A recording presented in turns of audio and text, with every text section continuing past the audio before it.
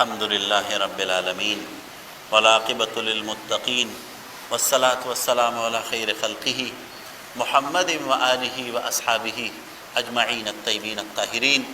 مولا کریم دا مونږ چې په کوم مجلس کې ناست یو، پروردگار علم زمونږ مقصد خو ستا رضا حاصلولی. الله د دې ناستې په بدله کې مونږ ټولو ته خپل رضا نصیب کا. الله زمونږ ګناهونه چې مونږ کم کړي دي، الله که صغیره دي او که کبیره دي، ښکاره دي او که پټ دي، الله قصدن مو کړي دي یا خطأ زمونږ نه شوي دي، دغه ټول ګناهونه مونږ ته معاف کا. الله زمونږ ګناهونه خو که ډېر هم زیات دي، الله ستا د رحمت په مقابله کې زمونږ د ګناهونو هېڅ حیثیت نشته، الله مونږ هېڅ په بېسه معاف کا. پروردگار علم زمونږ د ټولو جولۍ د خیر نه ډکې کا، د شر د فساد د آزمایشونو امتحاناتو نه الله مونږ ټول وساته. الہ العالمین زمونږ د ټولو په زړونو کې خپل محبت پیدا کا. د دنیا د مال او اسباب د محبت ته زمونږ د ټولو زړونه صفا کا. الله زمونږ په زړونو کې خپله یره پیدا کا. د اسبابو او د مخلوق د یرې نه الله مونږ ټول وساته. الله زمونږ په زړونو کې د خپل ذات نه تمه پیدا کا. الله د مخلوق د تمې نه مونږ ټول وساته. الله ته زمونږ ربې، الله مونږ ستا ګناهګار خطاکار سیاکار بندگان الله ستا په در کې ناست یو. الله د خپلو ګناهونو د معافۍ سوال کو. الله زمونږ د ټولو د مغفرت او د بخښنې فیصلې وفرمایا. الله مونږ ټولو ته د قرآن عظیم الشان صحیح فهم او پوهه را نصیب کا.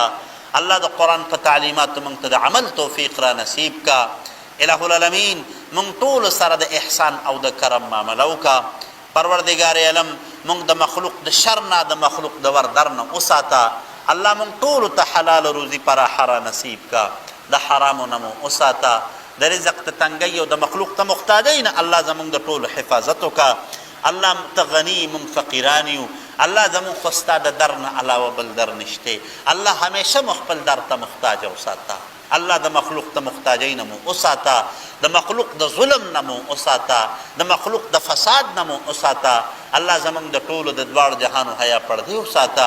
د بې عزتۍ نه، بې شرمۍ نه، بې پردګۍ نه، بې حیایۍ نه الله مونږ ټول وساته. الله مونږ ټولو ته په خپلو ګناهونو د توبې، د جړا، د استغفار او د ندامت توفیق را نصیب کا.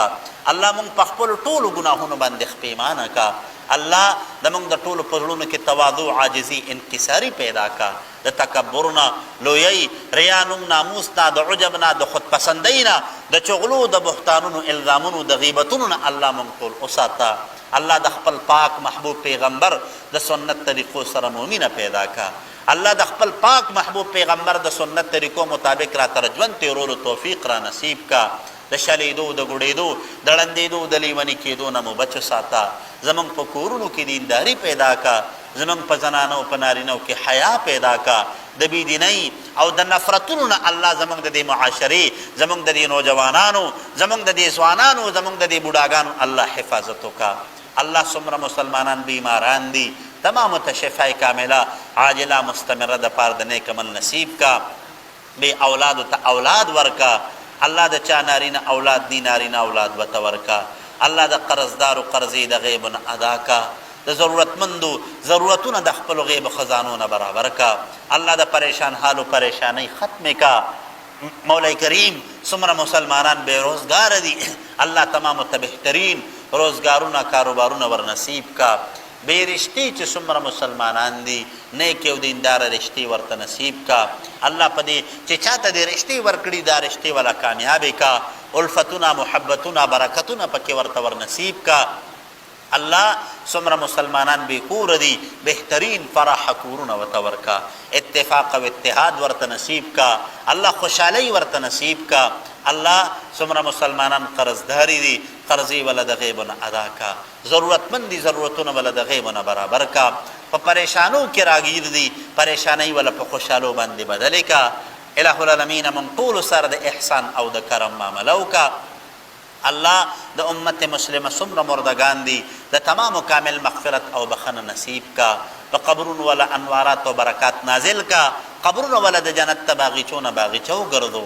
الله زمون په دې مجمع کې څومره ملګري ناستي یا بهر څومره اوریدونکي دي د دنیا او د آخرت په عزتونو باندې سرفراز کا د دې په رزق کې د دې په عمر کې د دې په اولاد د دې په صلاحیتونو په کاروبارونو کې برکتونه نصیب کا د انبیاو د شهداو د صدیقینو د صالحینو گاونګری ورته په جنت کې نصیب کا الله تعالی مونږ ته چې چا د دعا د پاره ویلي دي یا زمونږ د ملګرو ته ویلي دي د تمام جایز دعاګانې قبول کا د تمام جایز تمناګانې پوره کا د تمام جایز ضرورتونه د خپل غیب خزانو نه برابر کا الله زمونږ په دې ملک باندې د مهنګای دا چې کوم آفت ته دا زر تر زر په ارزانۍ باندې بدل کا الله د سیلابونو دا چې کوم آفت ته الہ العالمین چې کوم خلق پس د سیلاب نه متاثر شوي دي الله تو سره خپل امداد او خپل نصرت شامل حال کا الله په چې کوم نقصانات شوي دي پروردگار علم د بل طرف نه ګټه او نقصان د ګټه او فائدې ورته ور نصیب کا الله د حقي نقصانات ازاله د خپل طرف نه د غیب خزانو نه ورته ور نصیب کا الله زمونږ د ټولو د دعاګانې قبول کا اللهم صل على سيدنا ومولانا محمد وعلى آل سيدنا ومولانا محمد وبارك وسلم ربنا ظلمنا أنفسنا وإن لم تغفر لنا وترحمنا لنكونن من الخاسرين برحمتك يا أرحم الراحمين